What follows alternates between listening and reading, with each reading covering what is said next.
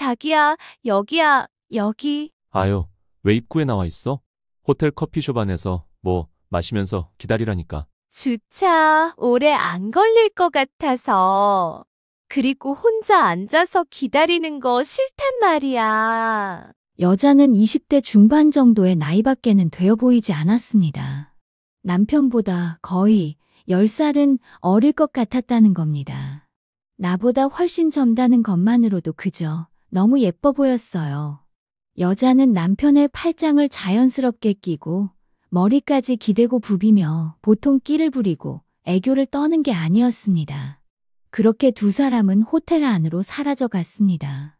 나는 두 손이 덜덜 떨리는 것을 가까스로 진정시키며 최선을 다해 두 사람의 모습을 카메라에 담았습니다. 그렇게 나는 내 손으로 직접 증거를 모으기 시작했습니다. 저는 27에 결혼을 했습니다.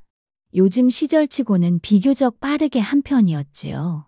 남편과는 대학 시절부터 만나 연애도 꽤 오래 한 뒤에 결혼을 했어요. 제가 대학교 3학년이 되었을 때 남편은 3학년으로 복학을 했죠. 학년은 같았지만 저보다 3살 많은 복학생 선배였던 남편이 저를 엄청 쫓아다녔어요. 저는 당시에 아르바이트를 하다가 만났던 다른 학교의 한 학년 어린 남학생과 썸을 타고 있었고 그 친구와 슬슬 사귀려던 참이었습니다. 그런데 그때의 남편은 내가 아르바이트하는 가게에까지 와서 깽판을 쳤고 엄청나게 저한테 집착을 하면서 구애를 해왔어요. 내 앞에서 눈물까지 보였죠. 멀쩡하게 생겨가지고 키도 185가 넘는 산만한 덩치의 남자가 도대체 내가 뭐라고 저렇게까지 하나. 결국은 이런 마음이 싹트게 됐습니다. 저는 사귀려고 했던 상큼한 연하남은 눈물로 떠나보내고 남편의 마음을 받아주기로 했어요. 대학교 3학년 겨울방학에 접어들면서부터 저와 남편은 본격적인 연애를 하기 시작했지요. 사귀고 보니 남편은 참 괜찮은 남자였습니다. 일단 외모도 꽤 잘났고 성격도 쾌활하고 남자다웠습니다.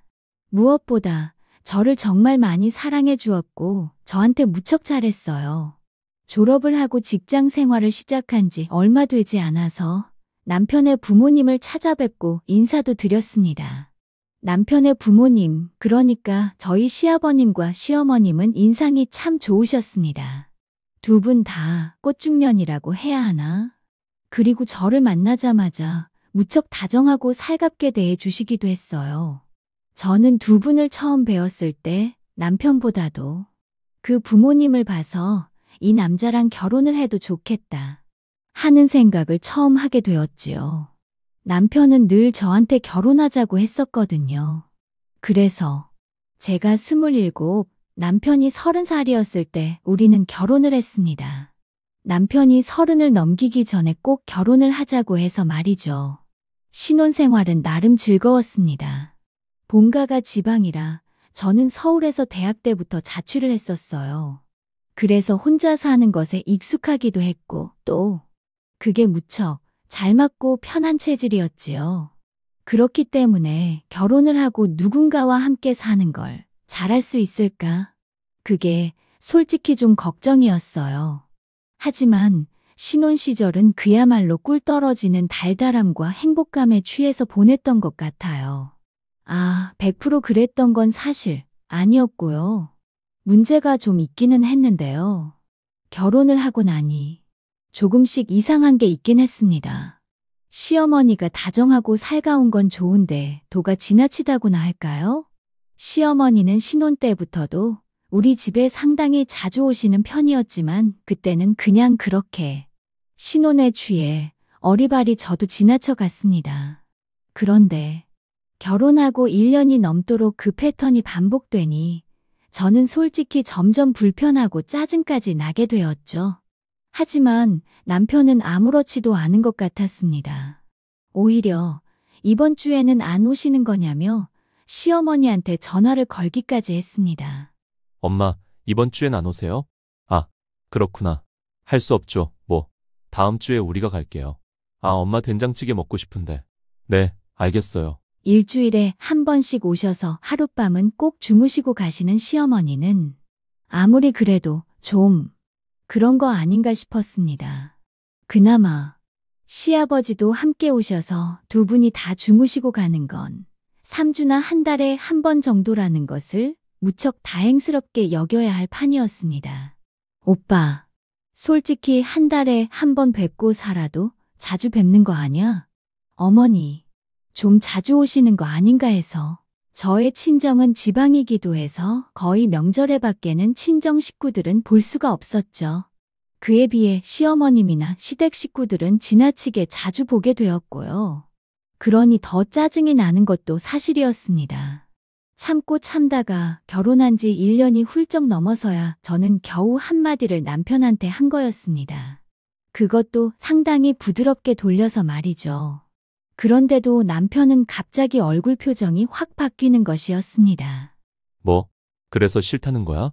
우리 엄마 오시는 게? 대학교 3학년 때 남편을 만난 이후 처음 보는 남편의 차가운 표정과 목소리였어요. 저는 남편한테 대꾸하는 말이 바로 나오지가 않았습니다. 잠시 마음을 추스른 뒤에야 한마디 더 했죠. 어머님이 오시는 게 싫다는 게 아니라 너무 자주 오신다는 거잖아. 솔직히 틀린 말 아니잖아. 그러니까 우리 엄마 오시는 게 싫다는 거잖아. 지금 너는 말도 안 되는 비약과 막무가내로 우기기를 시전하는 남편이었습니다. 이 사람이 이런 사람이었나? 하는 생각이 들기 시작한 게 그때부터였던 것 같습니다. 연애할 때도 조금씩 느끼지 않았던 건 아니지만 에이 설마 하고 지나갔고 좋은 면만 보려고 노력을 했던 것 같습니다. 그때의 저는 남편의 마마보이로서의 면모는 점점 더 노골적으로 드러나기 시작했습니다. 당연히 저의 요리 솜씨보다야 시어머니의 요리 솜씨가 월등히 낫지요. 하지만 저도 음식을 못하는 편은 아니었습니다. 그런데도 남편은 엄마가 해주는 밥 거리면서 일주일에 한 번씩은 꼬박꼬박 오시는 어머님의 패턴을 오히려 더 고착시키는 거였습니다. 아니, 심지어 점점 더 심해졌습니다. 일주일이 아니라 2, 3일에 한 번 우리 집에 오시기도 했던 겁니다. 저는 급기야 정 그러면 당신이 어머니 집으로 가서 밥도 먹고 일주일에 하루는 자고 오라고 했습니다. 그런데 남편은 그건 또 싫다는 것이었습니다. 점점 시어머니도 남편도 이해가 안 되고 더욱더 짜증이 났습니다. 저는 결국 시어머니가 오시는 날에는 일부러 회사에서 야근을 하고 약속을 만들어서 최대한 늦게 집에 들어가게 되었습니다. 그렇게 결혼 생활은 3년여의 시간이 시어머니와 거의 함께 지내는 불편한 시간들로 흘러갔습니다. 아예 모시고 사는 게 차라리 나을 것 같았습니다. 부부끼리 깨볶고 잘 살라고 하시면서도 3년 내내 그러시는 시어머님이 정말 이해가 되지 않았습니다. 그러는 사이 꽃다운 20대 초반의 대학 시절부터 저를 죽어라 쫓아다녔던 일편단심 순정남이었고 누구보다 저한테 잘했던 남편의 모습은 점점 사라져 갔습니다. 우리 부부는 시어머니 문제로 인해 자주 싸우게 되었고 점점 사이가 틀어질 수밖에 없었던 거죠. 그리고 저는 어느덧 33이 되었습니다. 남편은 36이 되었고요. 우리가 결혼한 지도 6년이 지나버린 겁니다. 그 즈음에는 시어머니도 그렇게까지 자주는 안 오시게 되었습니다. 한 달에 한 번 정도로 횟수를 줄이셨죠. 6년이라는 시간이 그나마 그렇게 만들어준 거라는 생각이 들었습니다. 그래도 저희 친구들은 아직도 시어머니가 그렇게 자주 오시냐면서 혀를 내둘렀습니다. 자기네들 같으면 진짜 못 산다고. 그런 것도 다 이혼 사유라고 하면서 저는 그래도 일주일이나 2, 3일이 아니라 한 달에 한 번 오시는 게 어디냐면서 허허롭게 웃고 말았습니다. 하지만 저의 고통이 줄어든 것은 아니었습니다. 결혼한 지 6년이 되도록 아이가 없었기 때문이었죠. 그 원인이 저에게 있는 것이 아니었습니다. 남편에게 살짝 문제가 있었습니다. 저는 고통스러운 시험과 나기까지 몇 번을 시도하며 노력했지만 계속 실패만 반복되었습니다. 그런데도 시어머니는 마치 나한테 100% 문제가 있어서 그런 것처럼 저를 구박하기 시작했습니다. 자기 아들한테 하자가 있다는 걸 뻔히 알면서도 말이죠. 내가, 너희들 빨리 아이 생기라고 너네 집에도 이젠 자주 안 가는데 어쩌자고 그렇게 아이가 안 생긴다니? 응? 아휴, 나는 언제 남들처럼 손주 안아 보냐고. 그렇습니다. 그나마 한 달에 한 번 우리 집에 오시는 게 손주 빨리 낳으라고 그러시는 거였답니다. 저는 갈수록 죽을 맛이었습니다. 조금 빈도가 줄어들었다고는 해도 시어머니는 여전히 자주 우리 집에 오시지. 남편과의 사이는 점점 안 좋아지지. 임신이 안 되어 받는 스트레스는 또 말도 못하지. 그러는 와중에 남편의 불륜 사태까지 터져버린 겁니다. 그것도 새파랗게 어린 여자랑. 정말이지. 세상이 나한테 죽어라. 죽어라. 당장 죽어라. 그러고 살아서 뭐 할래? 하는 것만 같았습니다. 그날은 토요일이었습니다. 남편은 회사 동기 모임이 있다면서 나갔습니다. 모처럼 오붓하게 둘만의 주말을 보내며 진득하니 아이 만들기라도 열심히 해보자. 오랜만에 마음을 먹었건만 저는 되도록 빨리 나갔다가 오라고 했습니다. 그런데 밤 11시가 넘어도 연락이 없었습니다. 전화를 걸었지만 통화 불가 안내음만 청승맞게 계속 들려왔습니다. 남편은 새벽이 되어서야 들어온 것 같았습니다. 저는 남편이 들어오기 훨씬 전에 잠이 들고 말았죠. 그런데 다음 날 남편의 셔츠를 빨려고 보니 낯설고도 진한 여자 향수 냄새 같은 것이 나는 것이었습니다. 늦지막이 일어나 늦은 점심을 먹는 남편에게 저는 슬쩍 지나가는 말로 물었습니다. 당신 혹시 여자 향수 뿌리고 다녀? 순간적으로 굳어지는 그의 표정을 저는 놓치지 않았습니다. 미쳤어? 여자 향수를 왜 뿌리고 다니겠어? 내가. 그거 그냥 동기 중 한 명이 안기면서 장난 좀 친 거야. 그 대답이 너무나도 어색했죠. 저의 감은 틀리지 않았습니다. 그리고 저는 너무 어이없고도 황당하게 그 분노스럽고 슬프기 짝이 없는 감을 확인해야만 했습니다. 며칠 후 남편이 오늘도 야근이라며 늦게까지 안 오던 날 우리 집에 오신 시어머니가 떨어뜨린 사진 한 장을 저는 주었습니다. 호텔 로비에서 남편이 한 여자와 웃으며 손을 잡고 있는 모습이 담긴 사진이었습니다. 저는 부들부들 떨며 시어머니에게 물었습니다. 어머니, 이게 뭐죠? 그런데 시어머니의 반응이 더 기가 막혔습니다. 시어머니는 아주 태연하게 말했습니다. 아, 그거? 그 아가씨 참 예쁘더라. 우리 민우랑 잘 어울리던데? 나는 귀를 의심했습니다. 어머님, 무슨 말씀이세요? 이 사람, 오빠는 유부남이에요. 제 남편이라고요. 시어머니는 외려 저를 똑바로 보면서 너무도 당당하게 말했습니다. 남편 대접을 제대로 하길 해. 아이를 제대로 낳기를 해. 네가 그 모양이니까 민우가 다른 여자를 만나지. 게다가 그 아이 아주 돈도 많은 집 딸인가 보더라. 그렇지 않아도 낸 너한테 말하려고 했다. 이쯤에서 민우랑 헤어지는 게 낫지 않겠니? 저는 순간 심장이 쿵 하고 땅으로 떨어지고 피가 거꾸로 솟는 듯 했습니다. 시어머니는 애초에 변명이라도 해볼 생각조차 없었습니다. 남편의 불륜을 알고도 오히려 부추기고 있었던 겁니다. 저는 시어머니에게 오늘은 이만 돌아가 달라고 했습니다. 지나치게 조용하고 차분하게. 시어머니는 그날만은 순순히 돌아갔습니다.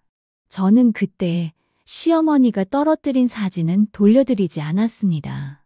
그리고 경찰인 친구에게 부탁해 서둘러서 좋은 이혼 변호사를 선임했고 증거들을 차근차근 모으기 시작했습니다. 남편한테 티도 안 내고 시어머니에게 더 이상 뭐라 하지도 않고 말이죠.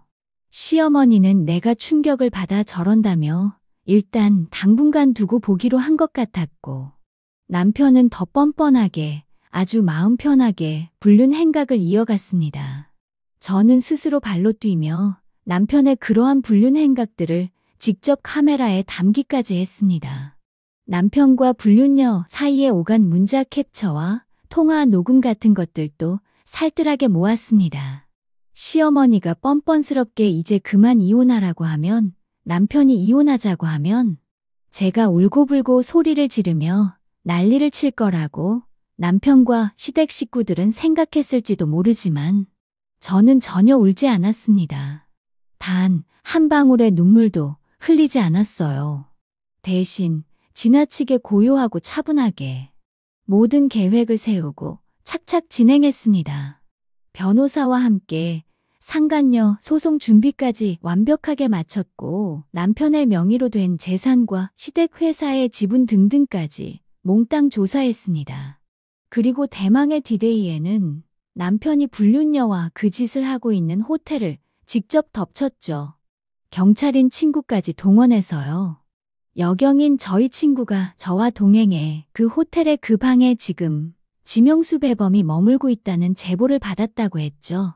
경찰 신분증까지 확인한 호텔 측 담당자는 어쩔 수 없이 마스터키로 남편이 묵고 있는 호텔 방의 문을 열 수 있도록 해주었고, 저는 득달같이 들이닥쳐 그 짓을 하다가 딱 걸린 남편과 불륜녀의 적나라한 현장을 카메라에 담았습니다. 이후에 벌어진 막장 드라마로도 다 담기 어려운 지난한 일들은 일일이 말하기도 역겹고 짜증이 나니 그 이야기는 생략하겠습니다. 얼마 후 저는 몇 달 동안 차곡차곡 모은 적나라한 증거 자료들과 상간녀 위자료 청구소장, 남편의 재산분할 서류 등을 남편과 시어머니 앞에 들이밀었습니다. 어머니께서 그리고 당신이 그렇게도 원하는 이혼 해드릴게요. 단 이 모든 위자료 지급과 재산 분할만 정확하게 이루어진다면요. 특히 이 아파트는 애초에 처음 살 때부터 우리 집에서 반 이상 돈을 냈고 그 대신 제 명의로 한 거 잘 아시죠? 어머니, 시어머니는 너무 기가 막히고 분하다는 듯 온몸을 부들부들 떨었습니다. 네가 어떻게, 어? 어떻게 이렇게까지 해? 이렇게까지라니요. 이렇게밖에 안 하는 제가 천사라던데요. 6개월 후 저는 모든 재산 분할을 정확히 마쳤고 위자료도 몽땅 받아냈습니다. 당연히 시원하게 이혼을 한 거죠. 그리고 그게 다가 아니었는데요. 남편 직장의 신입사원이었던 그 불륜녀와 남편의 불륜 사실은 회사에 대대적으로 알려지고 말았습니다. 남편과 그 새파랗게 어린 신입사원 불륜녀는 내가 다니는 회사와는 일종의 라이벌 관계를 형성하는 모 대기업에 다니고 있었는데요. 얼마 전에 그 회사 간부의 불륜 스캔들 때문에 난리가 났던 터라 남편과 그 여자의 불륜 사실이 더 뜨겁고 예민하게 그 회사를 강타했던 것 같아요. 둘 다 사실 회사에서 잘린 셈이 되어버렸죠. 게다가 알고 보니 그 젊은 여자는 그 회사 고위 임원의 딸인데 낙하산으로 그 회사에 입사한 거였다고 하네요. 겉으로 드러나진 않았겠지만 아름아름 알려진 낙하산이라는 사실만으로도 다른 신입사원들과 직원들의 공공의 적이 되었을 텐데 제 남편과의 불륜 사건까지 터졌으니 그 여자는 자신의 아버지 얼굴에도 보통 똥칠을 한 게 아닌 셈이 되어버렸고 집안 망신까지 거하게 시킨 꼴이 되고 말았어요. 딸의 사내 불륜도 불륜이지만 딸을 부정하게 낙하산으로 입사시킨 일까지 대놓고 밝혀지면서 그 아버지까지 회사를 나가게 됐다고 하더라고요. 그 여자는 불륜 한번 제대로 했다가 온 집안을 말아먹고 지아빠 인생까지 대차게 망쳐놓은 불꽃 효녀가 되었지요. 스스로 자기 인생을 망친 건 물론이고요. 요즘 세상에 딸의 낙하산 입사라는 불법을 저지른 그 아버지도 제정신은 아니었지만요. 바람결에 들려오는 소문에 의하면 제 전 남편도 여기저기서 온갖 개망신 톡톡히 당하고 심지어 고자라는 소문까지 퍼져서 인생 제대로 날아간 것 같더라고요. 아들의 불륜이고 자신의 며느리 괴롭힘이고 뭐고 대충 다 뭉개고 순하고 착해 빠진 며느리 구박하고 협박해서 아들과 이혼시키고 돈 많은 집에 더 어린 여자랑 두 번째 결혼을 시키려 했던 시어머니는 일이 너무나도 다른 방향으로만 커지며 틀어지자 급기야 쓰러지셨다고 하더라고요. 그야말로 뒷목 잡고 제대로 쓰러지셨대요. 지금까지도 병원에 입원 중이라고 하네요. 저는 회사를 일단은 그만뒀고요. 그 불륜 남녀와 임원이었다던 그 애비처럼 잘린 게 아니라 저 스스로 그만둔 거죠. 그리고 위자료며 뭐며 이혼하면서 받은 돈으로 작은 카페를 하나 차렸어요. 제가 커피를 워낙 좋아해서 바리스타 자격증도 따두었었거든요. 너무나도 좋았던 첫인상과는 달리 날이 갈수록 괴물로 변해갔던 시어머니와 마마보이에 의리는 지독하게도 없었던 전 남편한테 시달리는 동안 그런 거라도 해두었던 거죠. 퇴직금은 고스란히 저축했는데 조금 더 좋은 투자처도 알아보고 있는 중입니다. 경쾌하고 맑은 종소리와 함께 문이 열리고 손님이 카페에 들어올 때마다 저는 환한 미소로 손님들을 맞으면서 종종 생각하곤 해요. 나를 무너뜨린 건 당신들이었지만 나를 다시 세운 것도 당신들이야. 일단은 고마워. 그리고 평생 아주 괴롭고 힘들게 오래오래 살길 바라. 나는 아주 행복하고 즐겁게 오래오래 살 테니까. 그리고 다시는 당신들 볼 일은 없을 거야. 네, 저는 요즘 참 행복합니다. 얼마 만에 이렇게 마음 편하고 여유롭게 지내는 건지 모르겠어요. 6년의 결혼 생활 동안 아이가 없어서 고통스럽고 쓸쓸하기도 했지만 이렇게 이혼을 하고 보니 오히려 잘 된 일이었어요. 저의 친정 엄마와 친구들은 저보고 다시 시작하라고 해요. 아직 한창 젊은 나이인데 카페 사장님으로 일만 다시 시작하지 말고 연애도 다시 시작하라는 거죠. 그리고 정말 좋은 남자와 다시 결혼해서 예쁜 아이들 셋은 낳고 살라고 하네요. 그 마마보이 고자놈은 완벽하게 인생에서도 기억에서도 지우라고 합니다. 최고로 정말 좋은 시부모님도 만날 수 있을 거라는 덕담도 잊지 않네요. 좋은 말들, 축복의 언어들에 감사하며 열심히 카페 사장님으로 살아가고 있는데 어느 날 아주 신기하고 놀라운 일이 또 일어났어요.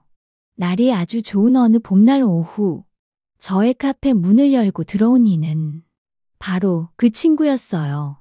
대학 때 썸 탔던 제 전 남편만 아니었으면 나랑 사귈 뻔했던 연하남. 여전히 상큼한 그 친구도 저도 얼마나 놀랐던지. 세상에, 서은수 맞지?